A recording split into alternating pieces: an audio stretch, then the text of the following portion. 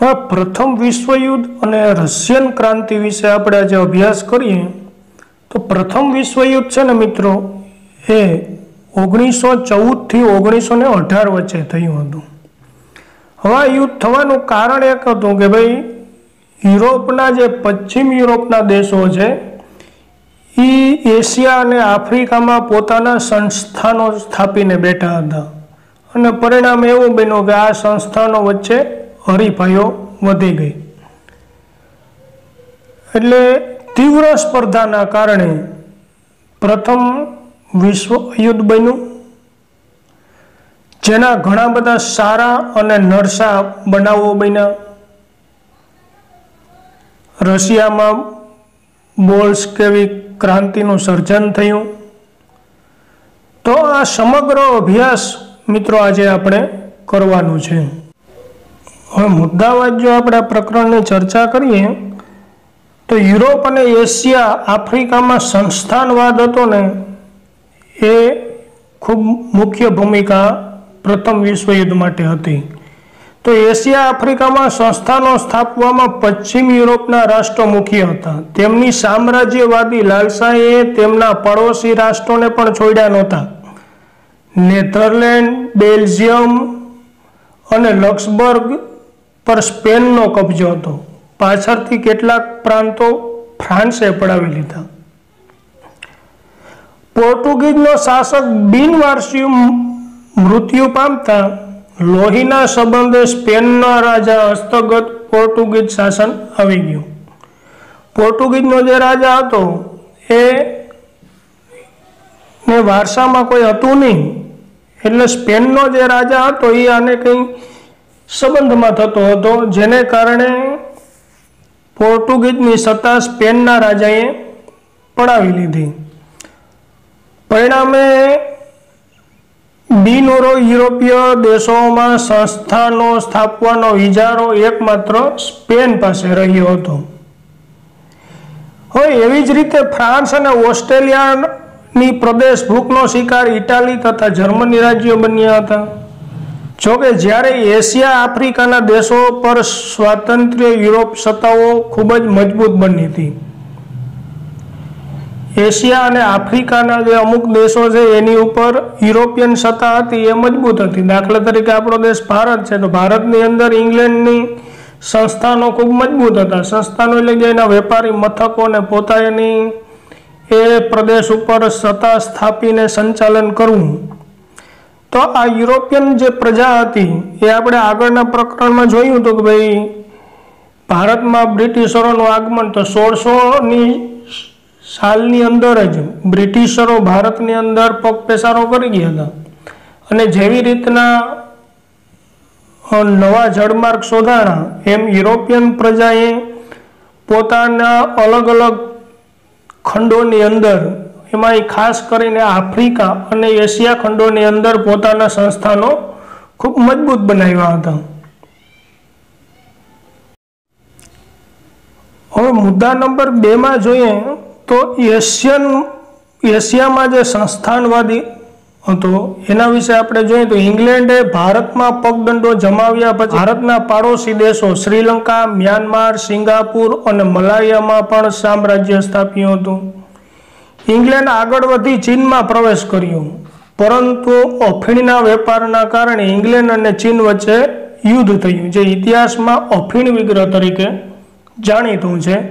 આ યુદ્ધની અંદર ચીનનો પરાજય થયો। પરિણામે ચીને ઇંગ્લેન્ડને 5 પોતાના બંદરો, વેપારી મથકો ખોલવા માટે આપવા પડ્યા। હવે આને કારણે ચીનની નબળાઈનો લાભ લેવા માટે Japan, Russia, Germany, France, Belgium અને અમેરિકાએ પણ વેપાર કરવા રાજકીય અધિકારો જમાવ્યા।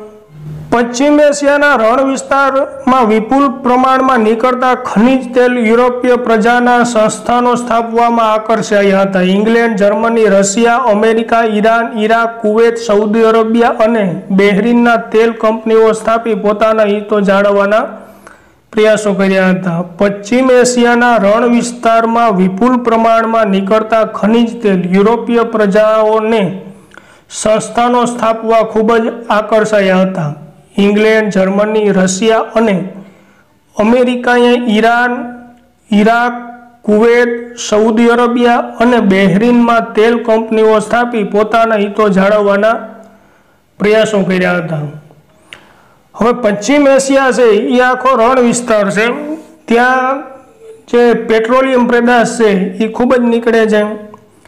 एटले इंग्लैंड, जर्मनी, रशिया और अमेरिकाए ईरान, कुवैत, सऊदी अरेबिया और बहरीन जे छे त्यां तेलनी कंपनीओ स्थापी, एटले कुवाओमांथी तेल काढी रिफाइन करी अने ई तेलनो अधिकारो जमाव्या।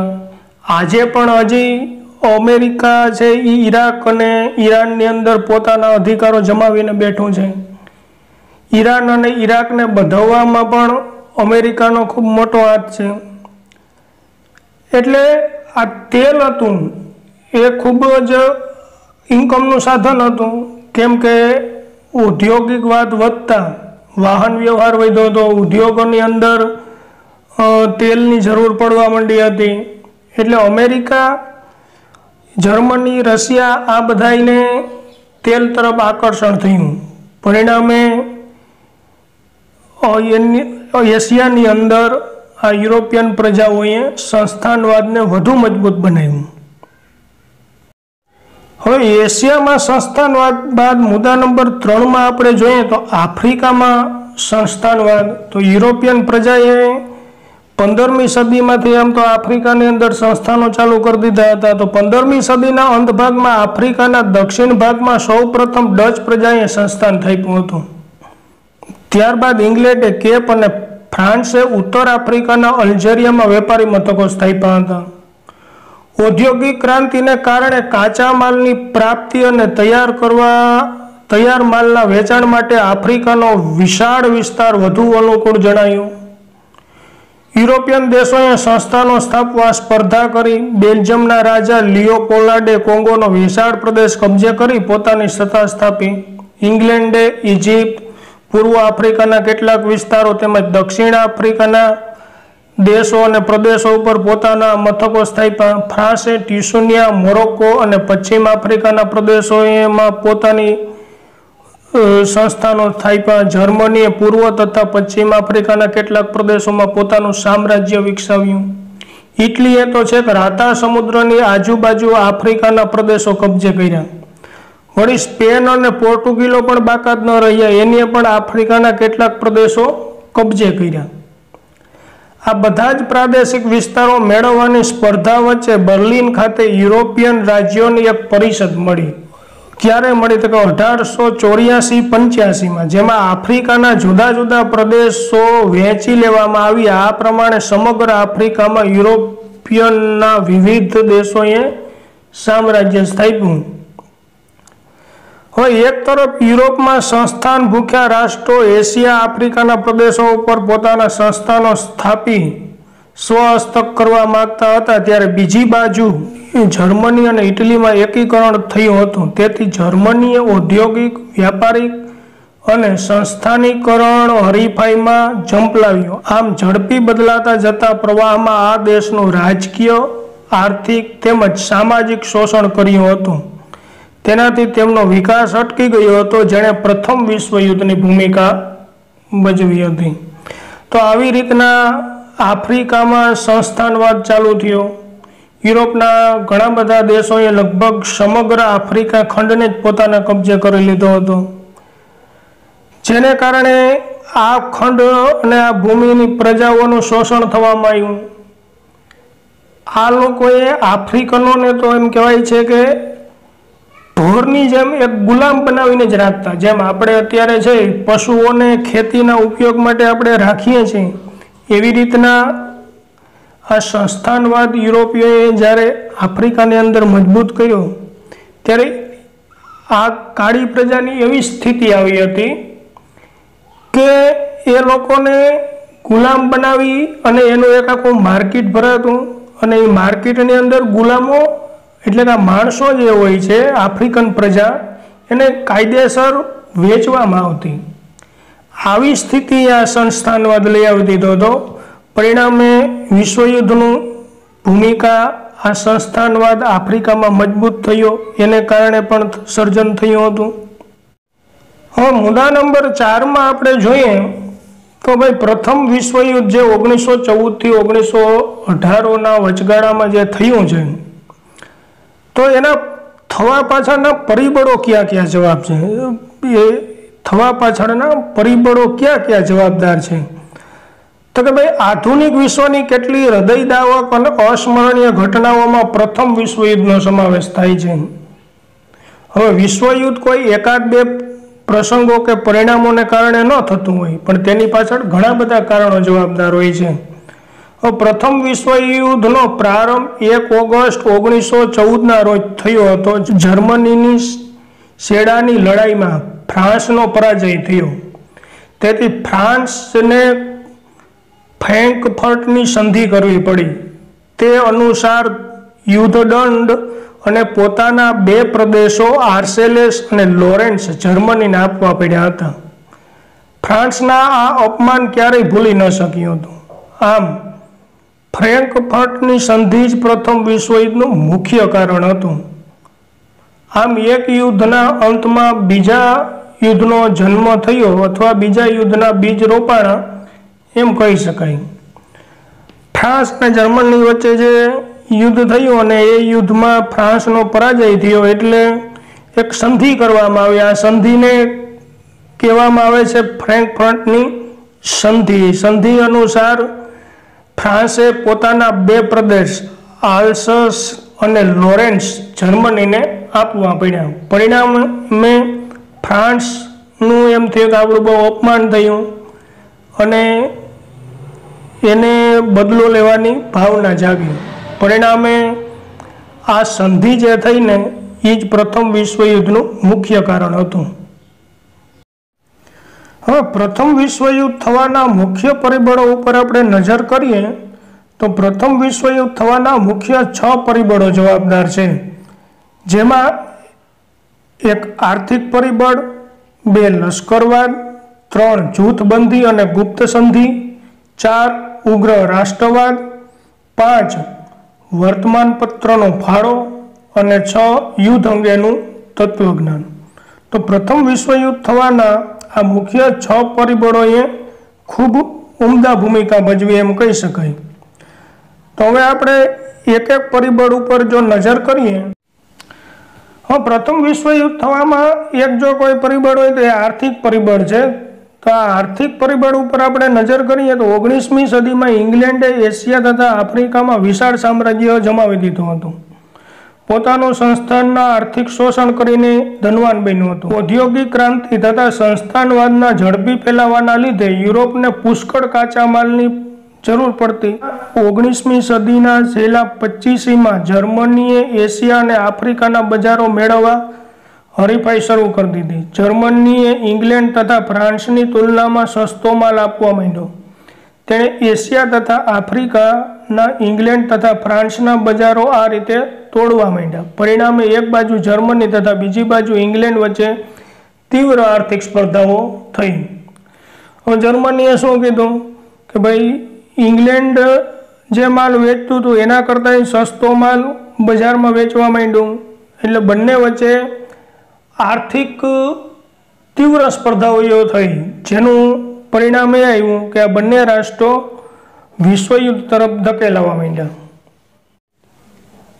હવે પ્રથમ વિશ્વયુદ્ધ થવાનું એક બીજું કારણ હતું એ લશ્કરવાદ છે। તો યુરોપના રાષ્ટ્રોમાં પ્રાદેશિક વિસ્તાર માટે જે હરીફાઈ થઈ તેના માટે લશ્કરી બળ આવશ્યક અને મહત્વનું હતું। ઇંગ્લેન્ડ, ફ્રાન્સ, ઓસ્ટ્રેલિયા, રશિયા વગેરે રાષ્ટ્રોએ પોતાના સૈન્યની તાકાત વધારવા માંડી।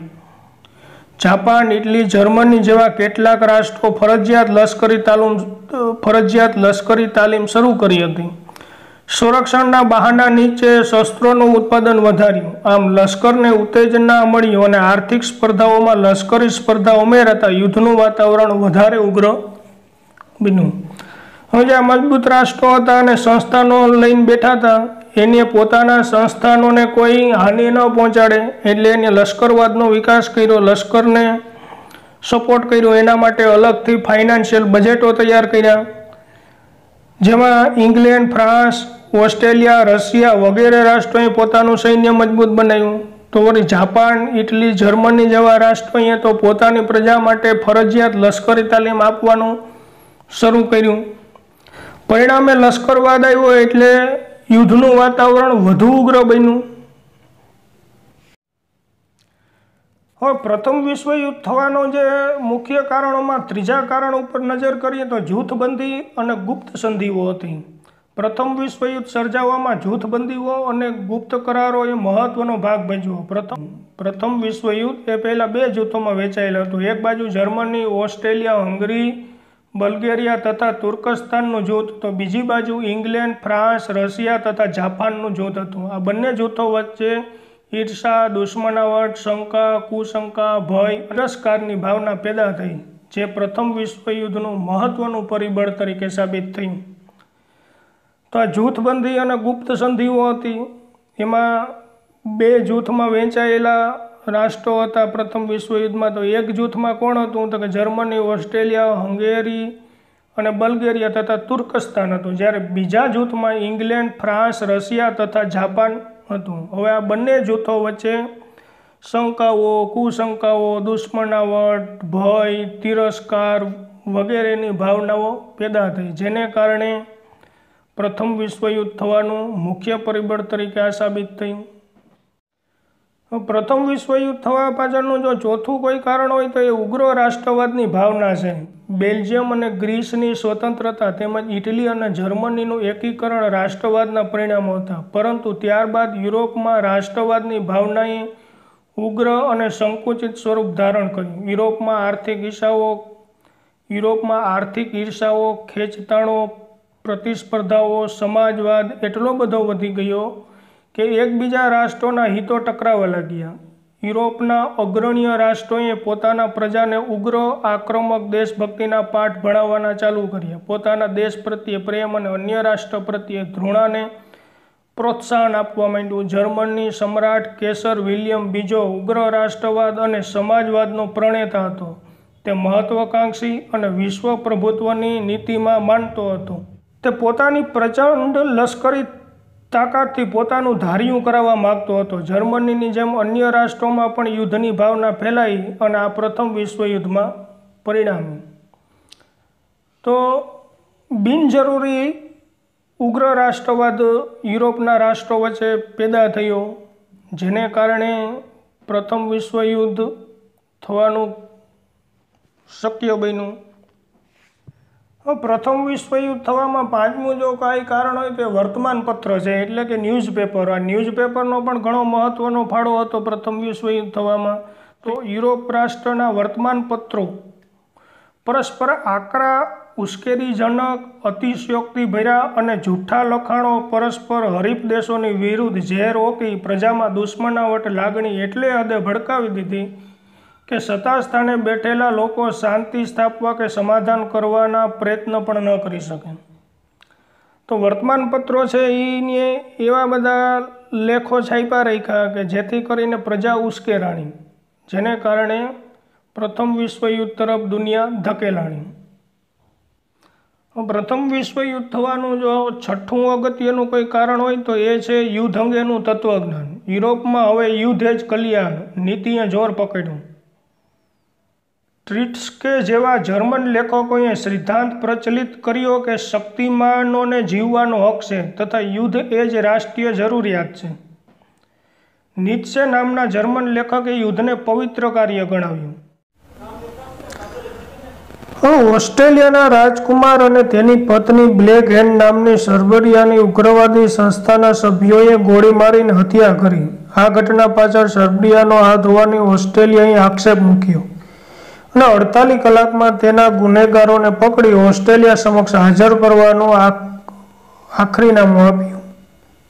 સર્બિયાએ પોતે આ બાબતથી અજાણ હોવાનું જાહેર કર્યું. ઓસ્ટ્રેલિયાએ સર્બિયાને કશું નહીં સાંભળતા સર્બિયા સામે યુદ્ધ જાહેર કર્યું. આ સાથે પ્રથમ વિશ્વયુદ્ધનો પ્રારંભ થયો. ઓસ્ટ્રેલિયાના રાજકુમાર હતા, એની પત્ની બ્લેક હેન્ડ નામની એક સર્બિયાની ઉગ્રવાદી સંસ્થાના સભ્યોએ ગોળી મારીને હત્યા કરી, જેને પરિણામે ઓસ્ટ્રેલિયાએ આ ગુનેગારોને પકડીને 48 કલાકમાં હાજર કરવાનું સર્બિયાને ફરમાન આપ્યું, પણ એ લોકોએ સ્વીકાર્યું નહીં, ભાઈ અમારો આમાં કશું હાથ છે નહીં, જેને કારણે યુદ્ધ થવાનું તાત્કાલિક પરિણામ ઉપજ્યું। હવે પ્રથમ વિશ્વયુદ્ધની ઘટના ઉપર નજર કરીએ તો પ્રથમ વિશ્વયુદ્ધ દરમિયાન મિત્ર રાષ્ટ્રોના પક્ષે 24 અને ધરી રાષ્ટ્રોના પક્ષે 4 રાષ્ટ્રોએ યુદ્ધમાં ભાગ લીધો। જર્મનીએ શરૂઆતમાં તો યુરોપમાં નોંધપાત્ર વિજયો મેળવ્યા। ફ્રાન્સની સેનાને તેણે નષ્ટ કરી નાખી। તેણે ભયાનક સબમરીન યુદ્ધ કરી મિત્ર રાષ્ટ્રના અનેક જહાજો ડૂબાડી દીધા। ટેન્ક, ઝેરી ગેસ વગેરે દ્વારા લાખો સૈનિકો તથા નાગરિકોની જાનહાનિ થઈ। રશિયામાં ક્રાંતિ થવાથી રશિયા આ યુદ્ધમાંથી ખસી ગયું। જર્મની આ સમયે ખૂબ શક્તિશાળી હતું। તેણે એક અમેરિકન સ્ટીમર અને લુસિટિનિયાને ડૂબાડી દીધી હતી। તેમાં 147 અમેરિકન સૈનિકોનો ભોગ બન્યો। પરિણામે અમેરિકા મિત્રો રાષ્ટ્રોના પક્ષે યુદ્ધમાં જોડાયું। તેની સામે પનામા, ગ્રીસ, ક્યુબા, ચીન, સિયામ જેવા રાષ્ટ્રો પણ મિત્રો રાષ્ટ્રોના પક્ષે યુદ્ધમાં જોડાયા। તેનાથી મિત્ર રાષ્ટ્રોની તાકાતમાં વધારો થયો। અમેરિકાના લશ્કર સામે જર્મન સેના ટકી શકી નહીં। સમગ્ર યુદ્ધનું પાસું બદલાઈ ગયું। બલ્ગેરિયા, તુર્કી તથા ઓસ્ટ્રેલિયા મિત્ર રાષ્ટ્રોના શરણે આવ્યા। આ બનાવ ઓક્ટોબર 1918માં બન્યો। જર્મન સમ્રાટ રાજ સત્તા છોડી ભાગી ગયો। જર્મન પ્રજાસત્તાકે 11 નવેમ્બર 1918ના રોજ મિત્રો રાષ્ટ્રોની શરણાગતિ સ્વીકારી અને યુદ્ધ વિરામ કરાર ઉપર હસ્તાક્ષર કર્યા અને યુદ્ધ વિરામનો અંત થયો। તો આવી રીતના 1914થી શરૂ થયેલું યુદ્ધ 1918માં 11 નવેમ્બરે જર્મનીની હાર થતાં સંધિ કરી અને યુદ્ધ વિરામ જાહેર કરવામાં આવ્યું। હવે પ્રથમ વિશ્વયુદ્ધના તાત્કાલિક જે પરિણામો આવ્યા એ પરિણામો ઉપર નજર કરીએ તો મુખ્ય 4 પરિણામો આવ્યા। તો એક જાનમાલની હાનિ। તો પ્રથમ વિશ્વયુદ્ધમાં જે જાનમાલની હાનિ થઈ તેમાં લગભગ 6.5 કરોડ લોકોએ યુદ્ધમાં ભાગ લીધો। અંદાજે 1 કરોડ લોકો મૃત્યુ પામ્યા, 2 કરોડ લોકો ઘવાયા, 2 કરોડ લોકો ઘવાયા અને 70 લાખ લોકો કાયમ માટે અપંગ બન્યા। યુદ્ધ બાદ રોગચાળો, ભૂખમરો, હત્યાકાંડને લીધે મરનારાઓની સંખ્યા વધારી હતી। યુદ્ધમાં કુલ ખર્ચનો આંકડો તો ઘણો જ વધુ હતો। તો યુદ્ધની અંદર 6.5 કરોડ લોકોએ ભાગ લીધો, 1 કરોડ લોકો મૃત્યુ પામ્યા, 2 કરોડ લોકો ઘવાયા, 70 લાખ કાયમ માટે અપંગ બની ગયા। આ બાદ જે યુદ્ધમાં અમુક કેમિકલ હથિયારને જેને કારણે રોગચાળો, ભૂખમરી, હત્યાકાંડ, લૂંટમાર આ બધા જે બનાવો બન્યા એનો આંકડો તો ક્યાંય ગણતરીમાં જ નથી। અને યુદ્ધની અંદર જે ખર્ચો આવ્યો છે એ ખર્ચ પણ ગણતરી બહાર છે। તો એટલી બધી યુદ્ધની અંદર પ્રથમ વિશ્વયુદ્ધની અંદર નુકસાની વેઠવી પડી। હવે બીજું પ્રથમ વિશ્વયુદ્ધથી જે પરિવર્તન આવ્યું એક સામાજિક પરિવર્તન આવ્યું। તો વિશ્વના દરેક રાષ્ટ્રોમાં યુદ્ધ દરમિયાન પુરુષો દ્વારા મોરચે હોવાથી કૌટુંબિક અને વ્યાવસાયિક જવાબદારીઓ સ્ત્રીઓને માથે આવી પડી। ઘરની 4 દિવાલોમાં સ્ત્રીઓએ બહાર આવી વ્યવસાયિક ક્ષેત્રે સફળતાપૂર્વક જવાબદારીઓ સંભાળી। તેનાથી તેમના પુરુષ સમોવડી હોવાનો આત્મવિશ્વાસમાં વધારો થયો। તેનામાં સમાનતાની લાગણી જન્મી। પરિણામે સ્ત્રી મતાધિકારીની માંગ ઉઠી। યુદ્ધ દરમિયાન જીવન જરૂરિયાત ચીજવસ્તુઓનું ઉત્પાદન ઘટ્યું। તેથી અછત, બેકારી, ભૂખમરો, હડતાલો, તાળાબંધી વગેરે જેવી સમસ્યાઓ ઊભી થઈ। લોકો અપાર મુશ્કેલીઓ વેઠતા હતા। બાળકોની સ્થિતિ તો ખૂબ જ દયનીય હતી। તો સામાજિક ક્ષેત્રે આવું પ્રથમ વિશ્વયુદ્ધ પછીના પરિણામો આવ્યા કે ભાઈ કેટલીક સ્ત્રીઓ તો વિધવા બની ગઈ, કેટલીક સ્ત્રીઓ હતી એની ઉપર ઘરની જવાબદારી આવી, પરિણામે એમને ભાન થયું કે ભાઈ અમે પણ પુરુષો જેટલું જ કામ કરી શકીએ. એને પોતાની અંદર એવો આત્મવિશ્વાસ આવ્યો કે આપણે પણ પુરુષથી કંઈ કમ નથી. તો વળી બેકારી ને ભૂખમરો ને આવી બધી સમસ્યાઓ ખૂબ જ વધી ગઈ, જેને કારણે હડતાલો વારંવાર થવા માંડી, તાળાબંધીઓ થવા માંડી, કેટલીક કંપનીઓ ફડચામાં ગઈ, તો કેટલાક ધંધા વ્યવસાય ઉઠી ગયા અને બાળકોની સ્થિતિ તો આ યુદ્ધને કારણે ખૂબ જ દયનીય બની હતી. તો આવું એક સામાજિક પરિવર્તન પણ આ પ્રથમ વિશ્વયુદ્ધના કારણે આવ્યું.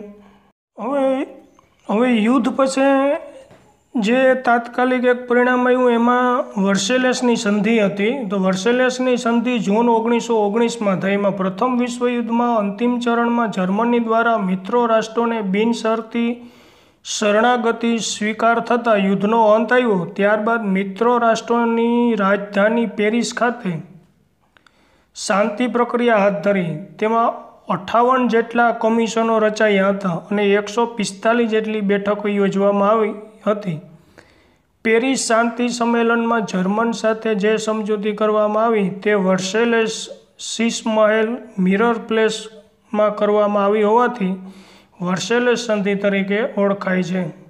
વર્સેલેસની આ સંધિમાં 4 પ્રકારની જોગવાઈઓ હતી, જેમાં 1 પ્રાદેશિક વ્યવસ્થા, 2 લશ્કરમાં ઘટાડો અને નિશસ્ત્રીકરણ, 3 યુદ્ધ વળતરમાં હપ્તાની ગોઠવણી અને યુદ્ધ દંડ.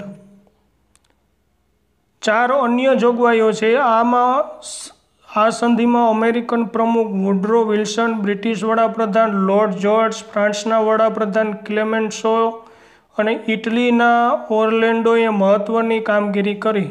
આ યુદ્ધમાં જર્મનીને જવાબદાર ગણાવવામાં આવ્યું. જર્મની ઉપર 6.5 અબજ પાઉન્ડનો દંડ લાદવામાં આવ્યો.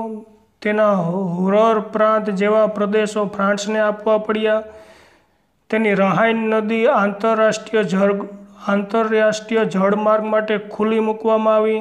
ફ્રાન્સની સરહદે આવેલા રાઇનલેન્ડ પ્રદેશમાં કિલ્લાબંધી કરવાની મનાઈ ફરમાવવામાં આવી. તેમજ ખનિજ સમૃદ્ધ પ્રદેશ 15 વર્ષ માટે ફ્રાન્સને આપવામાં આવ્યું. તેના મોટાભાગના સંસ્થાનો પડાવી લેવામાં આવ્યા. આર્સેલ્સ અને લોરેન્સ પ્રાંત ફ્રાન્સને પરત કરવામાં આવ્યા. આ ઉપરાંત દર વર્ષે મોટી માત્રામાં તેણે કોલસો અને લોખંડ ફ્રાન્સ અને મિત્ર રાષ્ટ્રોને યુદ્ધ વળતર તરીકે આપવાના હતા. આ તમામ શરતો ઉપર જર્મની પાસે બંદૂકની અણીએ બળજબરીથી સહી કરાવવામાં આવી હતી. તેનાથી જર્મન પ્રજા હતાશ અને નિરાશા જન્મી. પરિણામે જર્મનીનું અર્થતંત્ર છિન્નભિન્ન થઈ ગયું. તો આવી રીતના વર્સેલેસની સંધિ કરવામાં આવી. આ સંધિની અંદર મિત્ર રાષ્ટ્રોએ જર્મનીને બળજબરીથી આ સંધિ કરાવી, જેની અંદર એના ઘણા પ્રાંતો હતા જે જર્મનીએ ફ્રાન્સને અને મિત્ર રાષ્ટ્રોને આપવા પડ્યા. ફ્રાન્સ અને જર્મની એમનું જ્યારે આગળ યુદ્ધ થયું હતું ત્યારે જર્મની આર્સેસ અને લોરેન્સ જે પ્રાંત ફ્રાન્સના જીતી લીધા એ પાછા આપવા પડ્યા. 15 વર્ષ માટે એનું ખનિજ આપવું પડ્યું. આ ઉપરાંત જર્મનીની જે નદીઓ હતી એમાંથી આંતરરાષ્ટ્રીય માર્ગ માટે એમને ખુલ્લા મૂકવાની શરતો રાખવામાં આવી. તો આવી રીતના સંધિની અંદર જર્મની પાસે બંદૂકની અણીએ સાઇન કરાવવામાં આવી, જેને વર્સેલેસની સંધિ કહેવામાં આવે છે. વર્સેલેસની સંધિ થઈ હતી ક્યાં? તો કે ભાઈ વર્સેલેસના શીશમહેલ એટલે કે મિરર પ્લેસ, એટલા માટે એને વર્સેલેસ સંધિ કહેવામાં આવે છે. પ્રથમ વિશ્વયુદ્ધના દૂરગામી પરિણામો ઉપર જોઈએ તો યુદ્ધ પરાજિત રાષ્ટ્રો સાથે સંધિ કરવામાં આવી. તેમાં વેરની ભાવના હતી. તેનાથી જગતમાં શાંતિ સ્થપાઈ શકે નહીં. સામ્યવાદી રશિયાએ રાષ્ટ્રસંઘમાં સ્થાન ન આપ્યું. અમેરિકા રાષ્ટ્રસંઘમાં જોડાયું નહીં. તેથી દ્વિતીય વિશ્વયુદ્ધનું કારણ પ્રથમ વિશ્વયુદ્ધની શાંતિ પ્રક્રિયામાં જ સર્જન પામ્યું તેમ કહી શકાય. પ્રથમ વિશ્વયુદ્ધની શાંતિ પ્રક્રિયા જે હતી એમાં જ દ્વિતીય વિશ્વયુદ્ધના પાયા મંડાણ. હવે રશિયન ક્રાંતિ બોલ્શેવિક જે 1917માં થઈ હતી।